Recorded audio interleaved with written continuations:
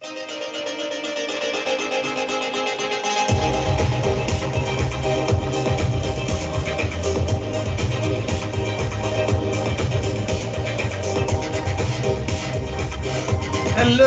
everybody. Welcome to the Tesla Life number 136 for February 20th. No, it's the 19th. It's the 19th. Sounds like you said 1364. February 19th, 2020. And we've got some new music playing. Casey's handling the sound system for us tonight. Thank you, Casey. And speaking of Casey, welcome to the show, Casey, from Washington, D.C. area. How are you today? Doing quite well. How are you doing? Excellent, excellent. It's getting brighter here every day. I think spring is on the way. So maybe not feeling the temperature-wise, but at least we're getting more daylight. So that's always good. That's the important part. Yeah. Exactly, exactly. Also joining us from the West Coast, the left coast, Mr. Patrick Connor joins us. How are you today, sir? I'm good. Hello, Tesla Nation. Welcome to the show. Exactly. So, we've got a ton of news, as I always say, but it just never stops. There is something hitting the airways of Tesla, I would say, at least twice a day, every day, nonstop. There's always something going on. Let's check in with the stock market show every day. Yeah, and Casey, what is the stock trading at today? Hey, Cortana, what did Tesla stock do today? Tesla closed up 6.88% on Wednesday at 917.42. My goodness. That's awesome. I was going to do the other device, but a lot more people have the Amazon box, and I didn't want to set them off. Yeah. Nothing like getting the entire audience's rooms to start talking to them immediately. Yes. It's all stuff they want to know, so that's fine. So I guess the market approves of their recent cash raise. I guess so. I guess there was no problem with that whatsoever, was there? That's right. That just means they're going to put that money to work and do something cool with it and make more stock shareholder value and more cool products. It's awesome. Absolutely. Texas? Absolutely. Things are sunny on Tesla Street and have been for a while. The stock just continues to tick up, and of course it's doing some fluctuations during the week. But man, it's keeping a constant over 900 now. So it's amazing what's going on in here compared to the depressed values we had seen about 6 months ago. This is euphoria for people that own stock for sure. Yeah. It is, yep. Although, Mark, I have to say, you called it when you said it's all blue skies ahead for Tesla from here out. And like a week after you said that, 600, 700, 800, 900, wow! If all I knew it was to just say that would make it push, I should have said that 12 months ago. But no, I can definitely see that back then it was just all the signs were in place that they were making a massive amount of vehicles. They were having record numbers, and they're basically at either a break-even point or they're making some profit. And with just the additions of what's coming, the Model Y is about to roll. The Model 3, of course, was in full rollout mode. China had just been certified and started to push their cars out. Like everything's blue sky at this point. So I don't see that changing at any point in the foreseeable future, for what I can see. Speaking Although of China, don't take stock advice from us. Yeah, we're not. Yeah, don't buy stock. Financial advisors. That's for sure. That's for sure. We're just enthusiasts. But Exactly. Speaking of China, the Model 3 long range was just produced right after they went back to work from the Corona shutdown. Yeah, they had to ask permission from the Chinese regulators. Maybe it's not all that formal, but they actually had to submit something to say they wanted now to produce that long range. That makes sense, because you're going for subsidies there for the customer. The customer can claim it. If it's not a model that's been registered, they can't claim it. Yeah, and it's cheaper. I was wondering why they would have to ask permission, but that makes sense. And the battery is heavier and it's still rear-wheel drive, so it's not one of the ones that was probably crash certified over there. Yeah. So again, another model for them to sell, and a little bit of an uptick on the probably the profit margin as well as the price. Yeah. So good to see per unit get a little bit more. Speaking of Asia, yeah. Speaking of Asia, how about Taiwan? This was kind of out of nowhere. The Taiwan military picks up a Model 3 for testing. And they purchased one and now have it for testing of electric vehicles, they're saying. Obviously, the military, I can't see them wanting to use a Model 3 for military purposes, except maybe driving around town picking up documents. I don't see why they would need a Model 3. Any ideas as to what the military would use this besides maybe just seeing if it works for them? Oh yeah, so the military bases, there's certainly a lot you have to get people around all over the place. This is not like you take it out into the field for a military maneuver, or it's not a battle armored, but just moving people around, there's a lot of that on military bases. You need regular old vehicles. Yeah. And here, this is an even better option, because how much fuel do they waste in idling and all these other issues? And so, yeah, it's just like the economics work out for a normal commuter. The same thing applies on a military base. Plus, with military, if you're not having to transport oil, you can easily drag a solar rig on a trailer, or there's actually even you've seen probably they have a rollout model that's like on a big. Literally just roll it out like a slip and slide, and like a slip and slide. But so you've got a lot of administrative uses, recruiting, as well as moving people and documents from various parts on the bases, in between bases. I don't see them taking it out in the field, except perhaps to in testing. They might test in the field to see how EVs do. Obviously, they're not going to go treat it like a Jeep or a Humvee would be. No, but maybe they ordered the extra Cybertruck wheels and we just didn't know it.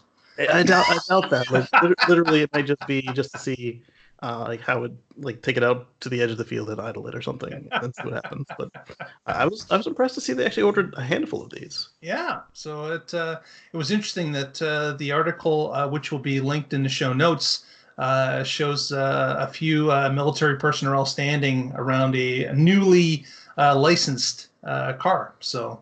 Kind of interesting. Plate says military. Before it has numbers, it has the symbol for military. Yeah, and that's the right vehicle for them to be trying out. There's a lot of we've seen article after article where somebody gets a short-range electric vehicle and then writes this article about how they're horrible for long-range trips or whatever concocted use case they made up. That is not at all what that vehicle was designed for.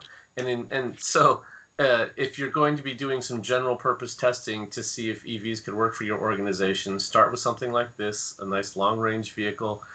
And then you can decide where it works and where it doesn't, and you can get a better view of where they could really fit for you. Yeah. Well, this week was the Toronto International Auto Show here in Toronto, Canada, and I was able to attend. And I went over to the Ford section to check out the new Mach-E, and nice. I saw the car, but what struck me was the following photo that I took, which was kind of surprising. That this Ford item was sitting in the middle of their display. It does look familiar. I can't quite place it, but yeah, it was front and center of their booth, and I was like, "Wow, that is, that's quite a supercharger that they have there."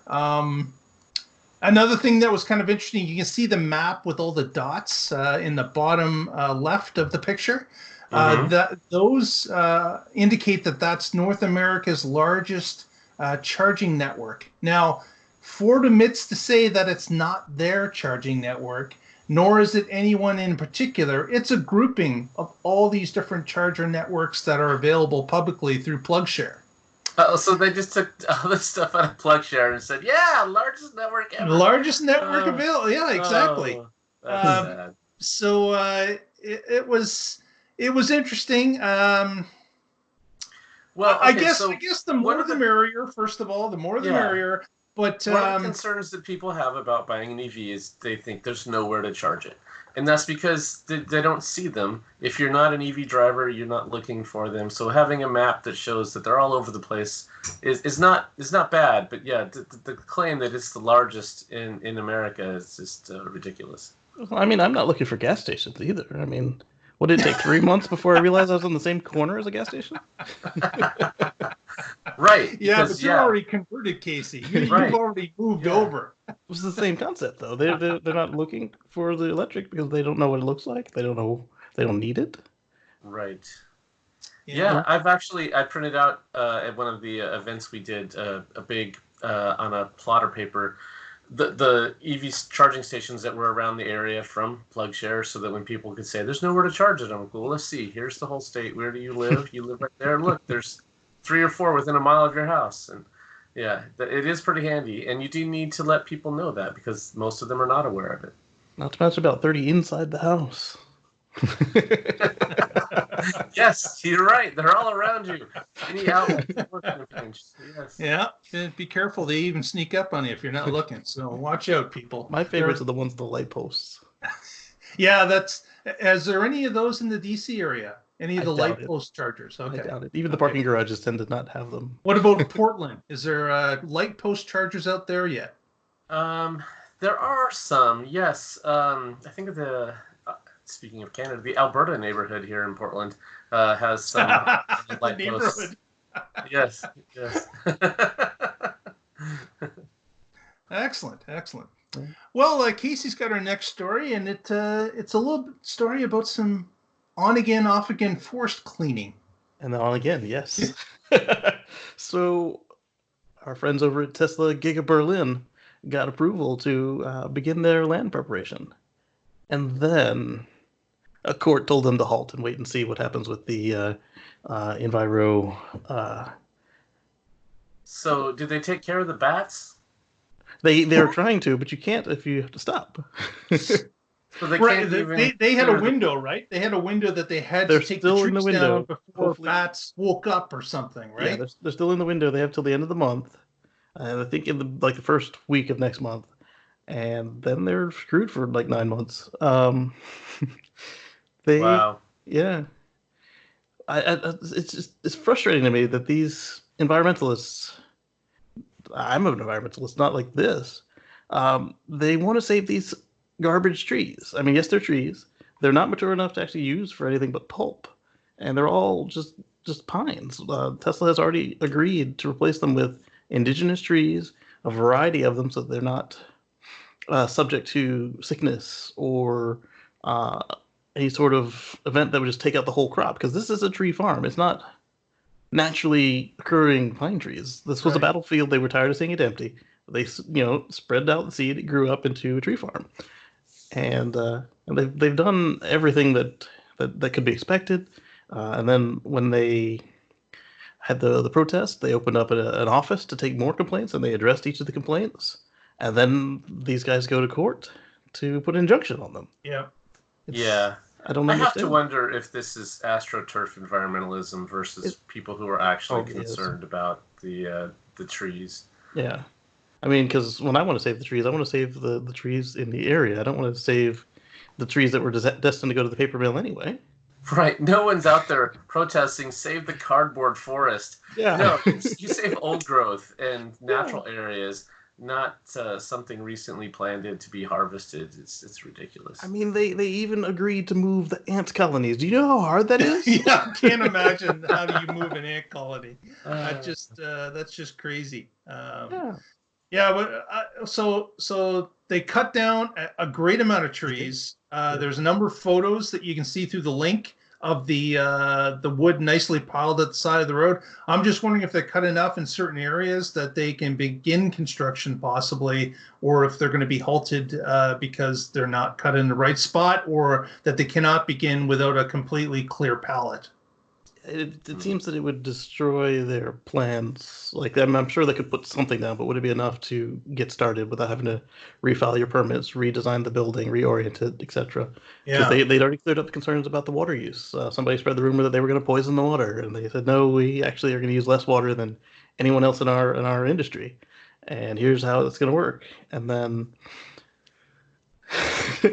the reason the court even granted the injunction is they in their view, it only take 3 days to complete the clearing needed for this phase of the construction.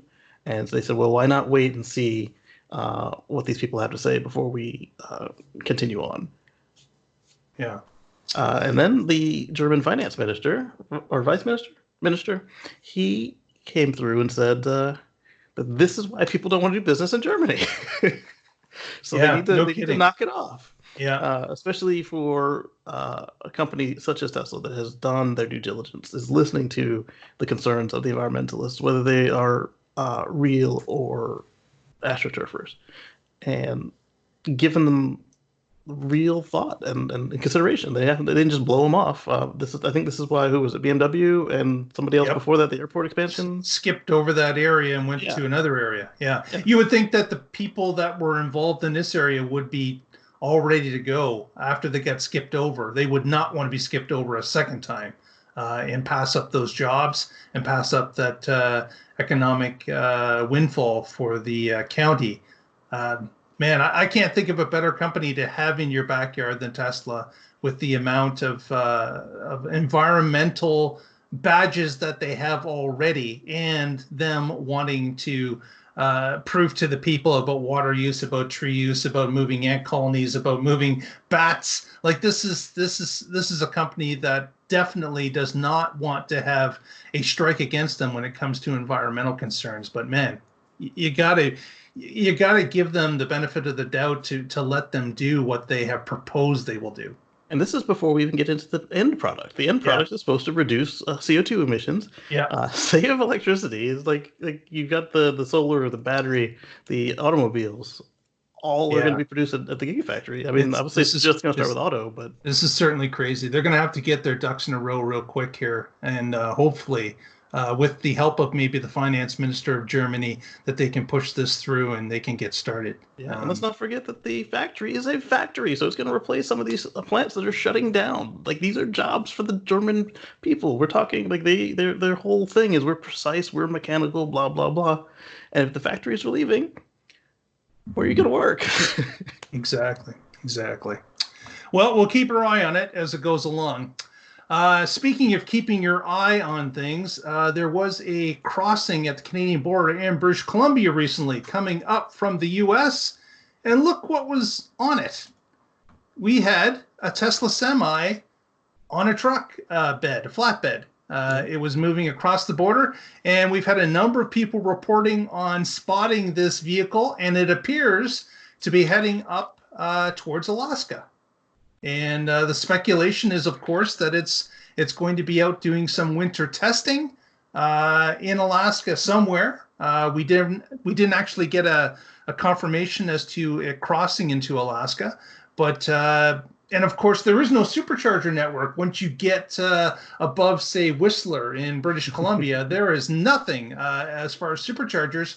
But I'm sure Tesla has this worked out some other way with some sort of industry, maybe with some sort of black box they can plug into some serious high voltage and create their own supercharger, I'm sure. But it was interesting to see it crossing on a flatbed, not driving on its own. Maybe it's not considered roadworthy in possibly Canada. I'm not sure. Or maybe because of the vast distances it had to travel, they couldn't pick up a charge at multiple places along the route to as far as Alaska. That could be it as well. But interesting to see that it was on the road recently. I think it's like you said there. The superchargers do get sparse the further up they go, and if you on your picture there, you show that this is a second case. The black wrapped red one previously had all the glass covered up. This one just has the interior glass covered. Perhaps with the windows covered, you can't drive. Well, maybe. and I was speaking with X Auto World, who pointed out that this is the original silver one. They just removed the cap, so it wasn't the black one rewrapped in the half silver. It's the silver one without the cap is black underneath the cap, which is kind of cool. The aerodynamic cap for those of us that are. So if you happen to be in Alaska, take some photos. If you see this thing on the road, it may be up traveling the main routes in southern Alaska anyways. But it'd be interesting to see where it goes. And if you get a chance and get a photo, please send it to us. You can send it to us on our Twitter feed at the Tesla Life. You can send it to us on Facebook, the Tesla Life #1, or you can send us a note right here on the YouTube for the Tesla Life. And if you're there already, why not give us a thumbs up? Gets us in front of more eyes, helps us out. And certainly press the subscribe button if you haven't already, and that helps us out with a new number as well. And if you see it, it's probably either going to be driving under its own power or piggyback riding. So I wonder, either way. Could be either, exactly. I wonder if that crate was full of batteries, like a charging solution. Maybe that's maybe that's the black box that they have traveling with them. Another interesting story was that Tesla warns people that have not updated their software in the car that they have to get an update on or before May 1st of this year, or there will be consequences as to what they can download in the future. They will also possibly lose some of the features that are currently available, such as the voice commands, the different aspects of what you can add on to the car at a later time. So there's a number of different software fixes that could disappear for you forever if you don't get that update by May the 1st. And there has been some explanation as to why people may not be updating themselves now. And some of them may have an older car that, for example, they don't necessarily like the changes that were made to the autopilot system. For example, the extra nagging that goes on, the quicker duration between steering wheel touches, different things of that nature. Someone may choose not to flag or to do an update so that their software gets overwritten. And another key, I guess, piece of information is that some people have jailbroken their cars, which allows them to get into some of the features or modifications that they could play with themselves. And of course, doing that security update would eliminate that as well. So there are a few reasons as to why people don't do the over-the-air updates. They want to stay put where they are, or they've got some sort of a jailbroken car, but they may find themselves stuck in that place forever, Tesla says, if they go beyond May the 1st of this year. And then another big one is the folks without autopilot or with autopilot 1 that prefer the old interface, particularly people without autopilot. And the reason is they've actually changed their VPN tunneling feature, so it actually is more secure. So the version on these older cars has been exploited, and so you're at risk, and you're putting everybody else at risk. So they're just going to cut you off. But what I'm curious is if they're going to, like, if you have a service after that, will they, for a fee, will they upgrade you to the current version if they've cut you off already, or are you just done? Like, literally, do they just lock it out? Gotta believe that they could make a change anytime they want, if they really want to. Because if, say, the car is traded into them, they'd probably fix it there. They would be able to fix it. Like, there would be a way to wipe it and start it over again or whatever. Yeah. So I think this is maybe a little bit of an artificial deadline that they're putting out there that will be attached to maybe just the owner of the car currently. Yeah. But I don't think this will brick the car for others in any way, shape, or form. I can't believe that they wouldn't be able to wipe it if they got it into their hands and plugged it into the computer or, did it at a service center. Right. Another key thing to remember here is that they have done some mitigations on the eMMC verbosity feature, where the car logs everything that happens, sometimes a little too much. And what will happen is on the older MCUs, all the MCUs, it will wear out that memory. But on the older MCUs, there's not enough free memory left to hide that degradation.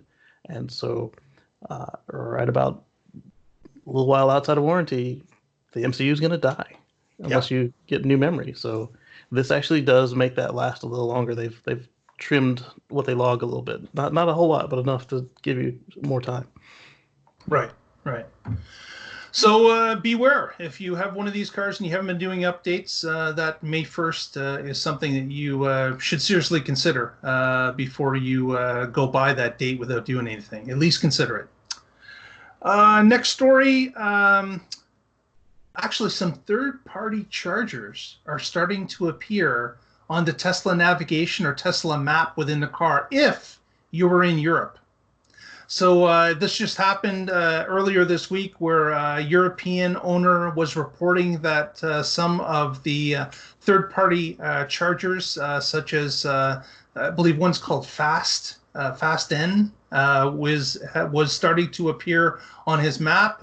He was curious, started to do a search, compared it to his PlugShare, and sure enough, a number of DC fast chargers were now appearing on his map along with the Tesla chargers, and there was a distinction on the board as well, so you could tell between the Tesla and the third-party chargers. And I believe you could filter if you wanted to take some out or add everything to the map. So there was that ability, and I don't think there's anything wrong with that. I don't know if that's a European thing, that you know how the European, in some cases, they made Tesla put in a CCS charger along with their regular charger. I don't know if this is European regulation or not, but I think it's a great idea. I would like to see that in North America as well, that we could have the ability to filter and see other chargers around us if, for whatever reason, the Tesla one is not filling the need that we have at that current time. I think that would be an excellent thing to do. I know that I often use PlugShare myself if I'm gone to a city and I am unaware of things around me. I may use the PlugShare because I know I'll be there for a number of hours. I could find a level 2, even if it's not a Tesla, use my adapter and pick up a charge for a few hours if I have the opportunity to do so. It would be nice to do that just on the car without having to do it on my phone and the car. But this is essentially what's happened now recently in Europe. You'd be surprised how many times you're at like a mall or something and there's a supercharger and say it's full. That full part doesn't happen that often. But how many times have you left the parking lot only to find out that there was another DC fast charger there that you could have hooked up to instead of sharing a stall or waiting in line, depending on what the situation is? Not that the superchargers get full that often, but if you could have seen that on the screen, it would have been worth considering. At least maybe start while you wait for your turn on the faster unit. Exactly. So Yeah, I'm curious. it's tricky though. It is. Yeah, because if you depend on these other networks, they're not always reliable. Sometimes they have one stall, sometimes they're blocked, sometimes they're broken, and that you also have to have a membership card in some cases, or an app installed. It's not just plug in and go like Teslas are. Right. So it does And the price have is higher some too. complications. Yeah, and you have to pay More. Yeah, so I can see both sides of this. You want to give people the option. I would not have it on by default, but you could have it in there and have allow people to turn it on if they wanted. Right. Yeah. Like when you get that message that you've driven outside of the range of all known chargers, they could, hey, here's some ones that might work. Hopefully. Good luck. Right. Right. I'd like to see more of that collaboration. I think maybe we're starting to see that because recently in Pasadena, California, a new supercharger opened up on the top of a parking garage. They opened 24 urban superchargers, and along with that, 20 CCS CHAdeMO combo chargers. And Tesla was the electrical contractor on that. This worked with the city of Pasadena, their electric utility, which is owned by the city of Pasadena, and Tesla. And Tesla helped with the wiring, and then Pasadena came out with the 20 CCS CHAdeMO combo chargers, but Tesla helped put obviously their own in and ran the wiring to the combo chargers as well. So that's a beautiful installation put on the top floor of a parking garage. The furthest distance away from wherever you want to park is the last floor in the parking garage, and it allows up there to share that in right downtown Pasadena, whether you have a Tesla or another car that accepts a DC fast charger. I thought it was a great installation. Would love to see more of that happening as well. Yeah, I'm curious who the network is providing the data. That I don't know if Tesla's actually, well, certainly they're monitoring their own. I just don't know who would be monitoring the Chatamo CCS. For the in the map. Oh, What- okay. Yeah. If they're using a PlugShare, or I don't, PlugShare's not as big in Europe, is it? I They don't have know other if apps. it's as big in Europe, certainly as it is here. But if you're a European user, let us know in the comments. Let us know what you use to search for different charging opportunities. There's a database, Open Charge Map, I think it's called, Ah, that has that all open source and available for anybody to integrate into whatever app they want. cool. Okay. Yeah. The other, you were mentioning how Tesla often does these deals where they're installing both. A lot of their destination chargers are installed by Tesla, and it includes Tesla chargers and a regular Level 2 J1772 adapter with it, or a plug. So that's the way it was when we were traveling around Oregon, and we went to a bunch of different destination spots, and they had both Tesla destination charger and a regular Level 2 charger. Yeah, Exactly. And they're usually 40, 48, or 80 amp units too. Right. The non-Tesla units. And another thing is, like we noticed this when we were in downtown Columbus. There was a bank of Level 2 Tesla chargers. Pulled one of them out, and wasn't it a J1772 on an actual Tesla unit? Oh, So wow. you had to use your adapter to plug into your car. So it was a Tesla silver unit, the wall unit, but it did have a J1772 actual end on it. My goodness. So I haven't seen one of those. yeah, there was we took a picture of it and shared it. So it was interesting. Never seen one of those, but doing some research, I've heard from others around the country that they've seen that in other isolated spots as Yeah, well. they're rare. Yeah. Our next story is something that we've got from Vegas, which we will start sharing here. Here we go. You guys seen this? Only Vegas. I have not seen this. This is cool. There's a fluid coming out of that. Yeah. Oh my goodness. Levee's And broke. there we have the breakthrough of the first of 2 tunnels for the Las Vegas Convention Center loop. Awesome. So very good to see. They're well ahead, or actually they're a little bit ahead of the progress where they should be, but which is great to see that they're ahead of schedule. But now they've got a second tunnel to build to complete the loop.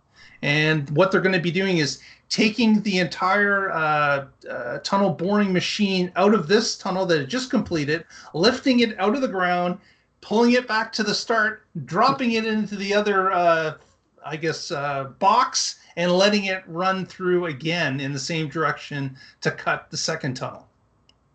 I wonder why I'm they sure- don't just spin it around where it is. Yeah, I'm sure they've done the math. Why not just turned around? This thing only goes one direction apparently, and it's northeast, and that's all there is to it. No, I have no idea why, but they were explaining how they were going to take it out and take it back to the original spot, start it again. Maybe it's something to do with maybe loose or harder dirt in a certain area that they're going to. They find it easier to. Who knows? Who knows? Maybe there's not enough room to pick it up from the other side. Possibly. Yeah. I think it has to be almost taken. It is broken up into parts as well. They do have to break it up to take it out of the ground, up the elevator shaft or the hole that it's in. They'll have to break it up and then reassemble it when it's underground again. Yeah. But great to see. Here we are in end of February, and one tunnel's complete. There again, their time frame is the end of this year because they want to be ready for the big Consumer Electronics Show, which happens at the beginning of 2021. Yep. So we shall see.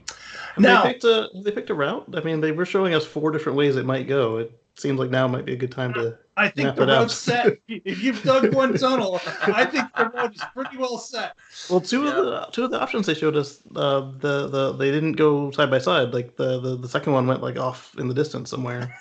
to the airport first and then back. No, I don't. I'm sure it's going to be fairly close. The tunnel is about a mile and a bit longer than a mile, slightly. But let's do some math now, because this contract. I promised there'd be no math. The only math I'm doing is Russell's going to owe me a beer when this is done. There we go. Said it would never happen. So this particular contract indicates that Tesla will be moving 4,400 people per hour, and that number will be scalable.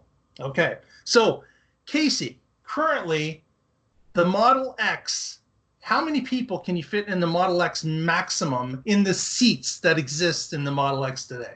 My Model X can hold 7 people. 7 people. Legally. And that is the max, right? There's not an 8-seater X. It's 7 is the max. Nah, you'd have to like fold some seats down and like throw in a bunch of like college kids, like a clown car. No, we're not going into that. I can only have 7 seatbelts. 7 is going to be a Model X, but that's okay. For this experiment, seven people. So the thought is to move 4,400 people per hour. Let's pretend, I know that the trip is only supposed to take a minute from one end to the other. Okay. So if we've got, and let's theoretically say we could load the 7 people in a minute, which probably you can't do anyways, but say you could load them in a minute, that would mean you could get 60 runs per hour. So right. 628.57 runs. Times 7 people if it's running in autonomous mode. Right. So what's that? 60 times 7. That's 420. 420. Okay, all right. No pun intended. So we got 420 people. Now, there, of course, is 2 tunnels, so you could double that. So you're now at 840.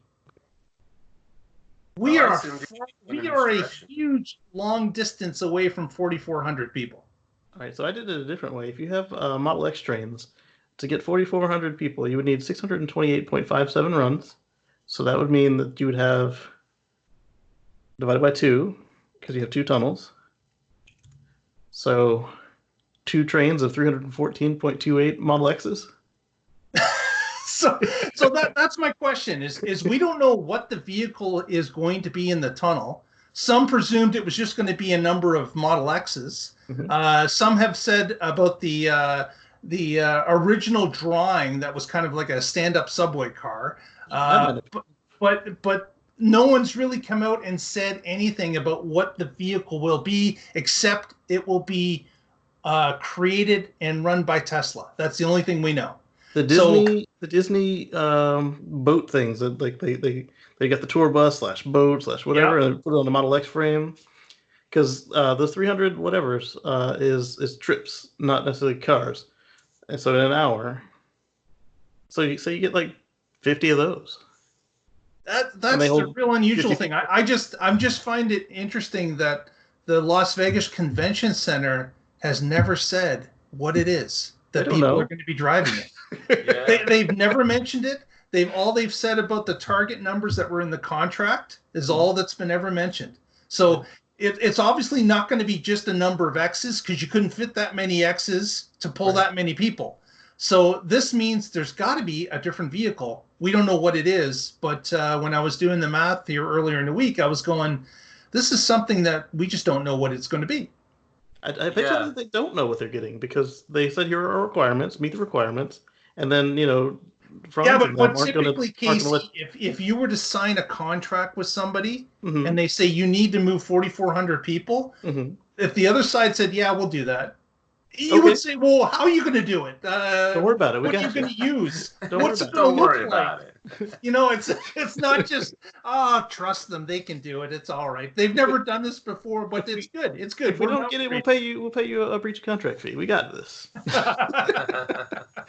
So, but knowing Franz and them, I bet you that they haven't seen it, or the people who have seen it, they are under some really serious NDAs, and they're super afraid to let a leak happen. Yeah.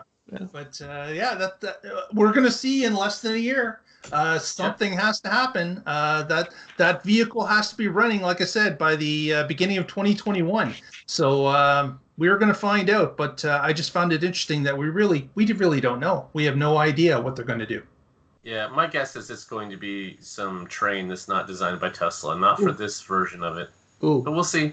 Model X can tow 5,000 pounds. So you get Baumgartner or whoever to design a trolley car, and you tow it with the Model X. It'll hold 50 people. There you go. So yeah, that's how you do it. Yeah. Plus 7 on the cabin. Done. We shall see. We shall see. But kind of interesting. Yeah, I promise there'll be no math for the rest of the show, though, Patrick. That's no more math for this show alone, for sure. Next story is we got a update that on your app, if you've got a Model 3 that's maybe an SR Plus or an SR, you now have the option of purchasing of course, the heated seats are now available to be purchased. And the price, you may ask, what is the price of the back heated seats in a car? Tesla's charging $300 US or $400 Canadian for those seats. And it just appeared in people's apps earlier in the week. That's pretty cool. So again, with the garage door opener was another thing that they added to the app that you could add is one of those things that you could I guess add to your package at this time if you wanted to. I thought that required hardware change, or that required one more extra. Yep, They had to install an actual unit in that particular case. What else have they added to the in-app purchase for the Model 3?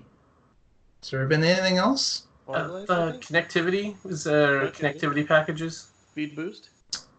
Oh yeah. Oh, speed boost. Yeah. So and autopilot, of course. Autopilot. Yeah. And people in Canada were definitely asking for that heated seat back because people were freezing here, but we've got that covered now. But so different. I guess maybe they couldn't do a stereo boost, could they? They'd have to add a component to do a stereo boost. My understanding is that some speakers have been turned off in certain cars. Right. That I guess they could be turned on. Yeah, and then the signal processing, but not necessarily the bass, because right. If the amp is missing, then obviously that extra piece of hardware would have to be installed. But again, amazing that this car with over-the-air updates can change based on the owner's requirements or needs or wants as time goes along. So very, very good to see. For sure. The other thing I'm still waiting for, I would love, is a heated steering wheel. But I don't know if the actual hardware is behind the wheel. Obviously, it may not be in the wheel already, but is there connections to it to allow a new wheel just to be put in to give you a heated steering wheel or not? Not sure. But that would be a real nice add-on for next winter. If you give the voice command in your car, turn on the seat heater or the heated steering wheel, it'll say it did it. Oh, really? Yeah. Okay, that's interesting. Well, there are some vehicles like mine that have the heated steering wheels. So there you go. Yeah. So 2 out of 3 people on this podcast have heated steering wheels, but not the guy in Canada. Not the guy in the temperatures that deserves the heated steering wheel. Yeah, exactly. But the other thing to keep in mind with the heated steering wheel on Model 3 is they've always shipped with the vegan steering wheel. And I think maybe not always, but they'd always planned it. Yeah. And Elon said that the reason they can't heat that is because it would destroy the vegan steering wheel cover. I will take the leather steering wheel for a heated steering wheel, definitely. You're no vegan. When it comes to warm hands, I don't care. I want the warm hands. I have a feeling they'll figure out how to do it within the next year or two. I mean, material science, you just hire the right scientists, get them to do some experiments. That kind of backs us into another story that wasn't on our list here, but I'll mention it. There was a leak that there was possibly air suspension for the Model 3 to show up. Someone found it in a parts catalog that was available online. There was a note written about an electronic feature that linked to this particular unit. But Elon quickly dashed people's hopes, came back and said, listen, that was not the way it was supposed to be. That's an omission. We had decided not to put the airbags in the suspension for the Model 3, and it is not the case. Air suspension. They do have airbags. Not air yes, air suspension, correct. So it was quickly dashed that Elon had said, listen, and of course, after he made that tweet, it disappeared out of the owner's manual, or out of the parts manual. So certainly that was probably a mission from day one. Someone just found it recently. I wonder if it shows up again next quarter. I don't think it'd be a quarter. That might be a little too soon, even for him. Yeah, but I wouldn't hold my breath for it. I would never say never when it comes to Tesla, but right now it's a no. They do need to keep some separation between the 3 and the S, so that makes sense to not do that yet. Yeah. So speaking of hidden stuff in the computer, they found marks that there might be a bigger battery on the Model S and the Model X coming real soon. I wouldn't say real soon, but like, the guy who found it said that they've always used it within a year or 5 of it showing up in this computer he found them in. So a year or 5? Yeah, that's a big difference. Yeah. For someone that's waiting for that, that's a big difference, Casey. Again, like I always say, if you see something on a Tesla and you want it, don't wait. Get it now, because it might be gone next time you go to make the purchase. Like, I got in the limited window of the second showing of the air-conditioned seats. And then they came back again for an even shorter period shortly after I got my car. And they haven't been back yet. They're gone again. Yeah. Exactly. Yeah, things change all the time. Like on the X, we have free supercharging for life. I love that. We just went to the Oregon coast this weekend and used it, definitely. And then in the 3 that we have the free lifetime connectivity, so we don't have to worry about paying that bill every month. And things come and go all the time. And if you see one that has what you want, get it. Speaking of which, a lot of the Model S and Model X that Tesla is selling now have the free charging for life. Really? So if you're interested in that, grab it before it's gone again, because they will not hesitate to cut it off. I didn't know they brought that back. I don't think they advertised for S and X? Only for S and X. I saw it when I was looking at the incredible price difference between my Model X and one that you can buy today. Wow. Yeah. And the reason I was looking was I was trying to see what the new mileage was for a performance Model X. And, it's impressive. It's very impressive. Because they had got up to 390 miles on the Model S, long range plus. And so I was like, well, what can the long range plus Model X do? And what about the performance? And then I saw that free charging for life was included for the first owner again. I suspect that will either be gone end of the month or end of March. I don't see that sticking around anymore. Yeah, Q1 is traditionally a slow quarter, Yeah. So to put out an incentive like that to entice people makes perfect sense, and for it to only be around in Q1. Yeah. Yeah. Absolutely. And they have the new suspension. Is it the Raven suspension? The Raven suspension, yeah. Yeah, I really want to go test drive one of those. I want to feel that, yeah.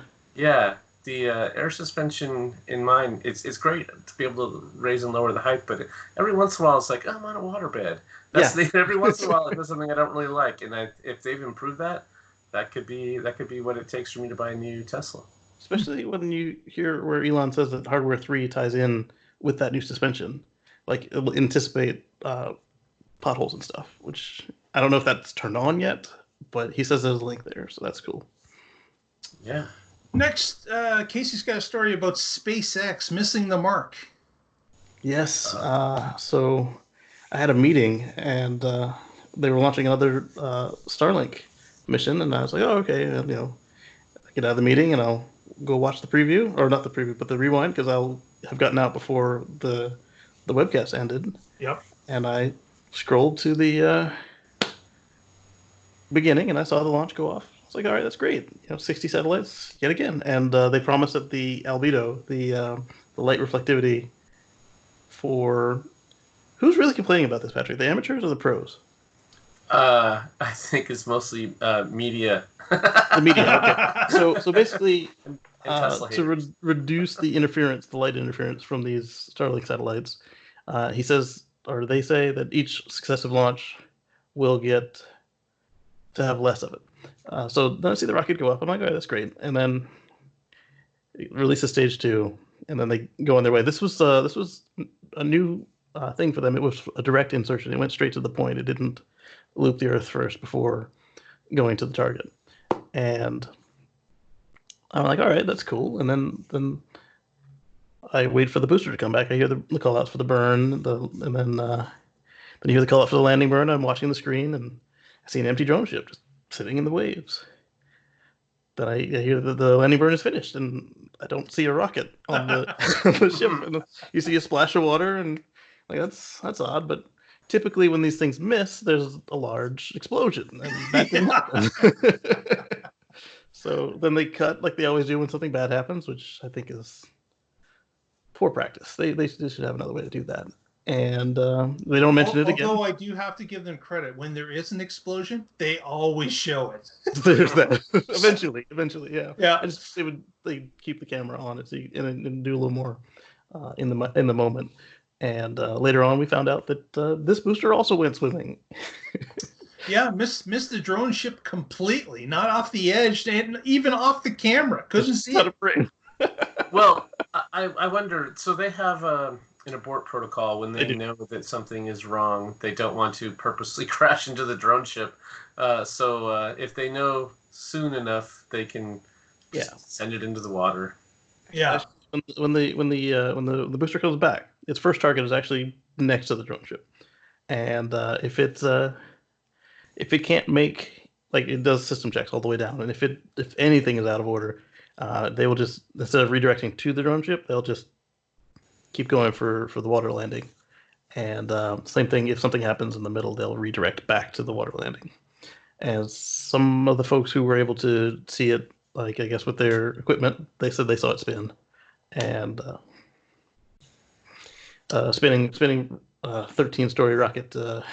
Doesn't work too well, does it? Yeah.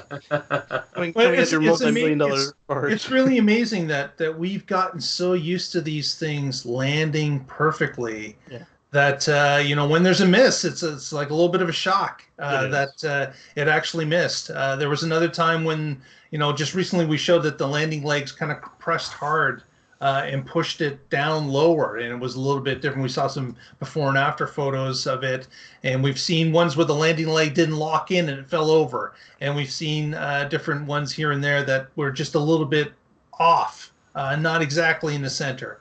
But again, this is amazing technology that they're able to actually land these things and land them so consistently that we're thinking that's just like a bus stop. This thing just keeps coming down, it lands properly, and that's all there is to it. But man, they're playing with rockets here.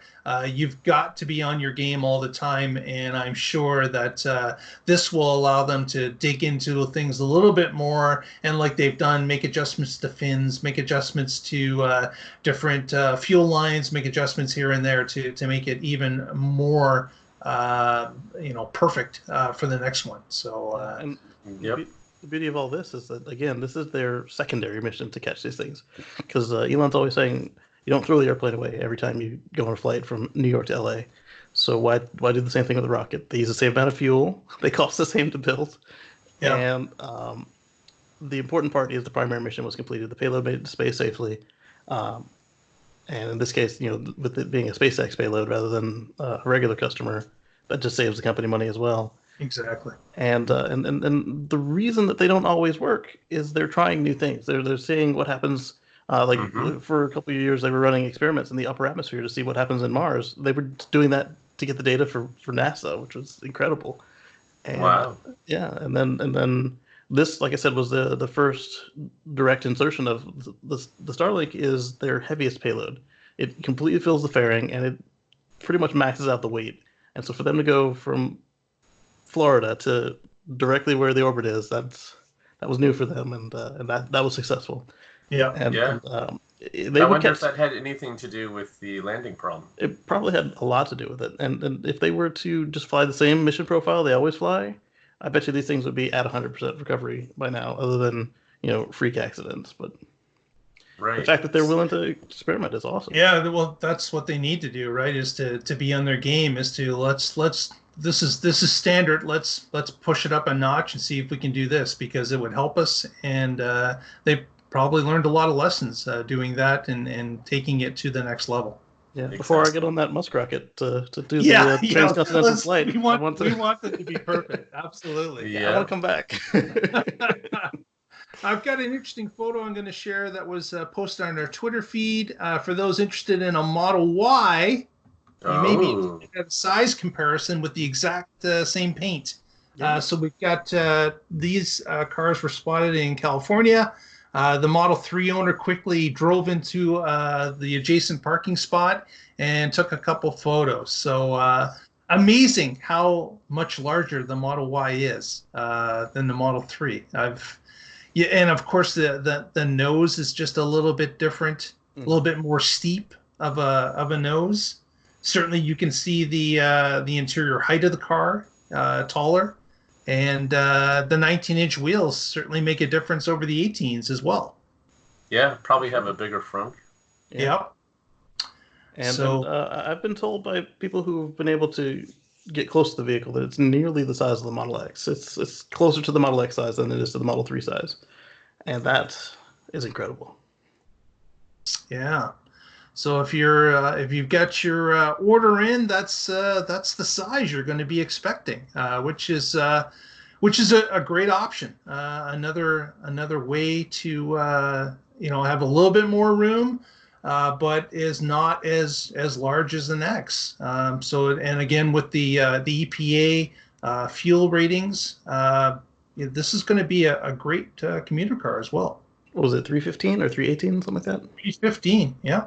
Yeah, it's incredible. Exactly.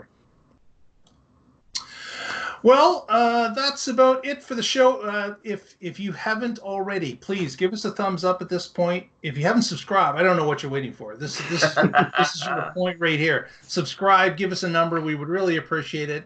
And let's get some shout-outs. Mr. Connor, any shout-outs for us this evening?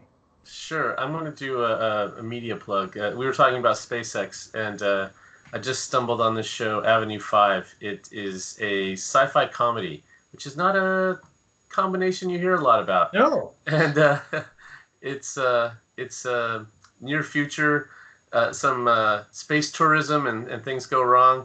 It's pretty funny. If that's your cup of tea, I think you'll like Avenue 5. Avenue 5?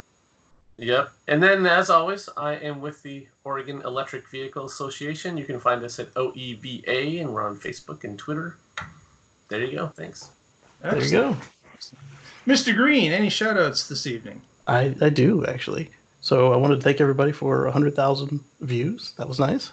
Wow. I just recently posted a quick tip on how to determine where the fastest shared charger will be. It's less than 2 minutes long. Go check it out on my channel, Casey Green, youtube.com/Casey Green. That's KACEYGREEN. And then the next one I've got coming up is a tip on how to get your charger to release if the button on the handle isn't working and it's not physically frozen to the car. That's pretty helpful as well. Excellent. Check those out. And of course, we will see you back here next week to see what's going on in the Tesla life. And Casey's going to roll some music for us. Thank you, Lee Moon, for providing that music that we use every week. Thank you, Lee. Good night, everybody. Have yourselves a great week, and we'll see you next week.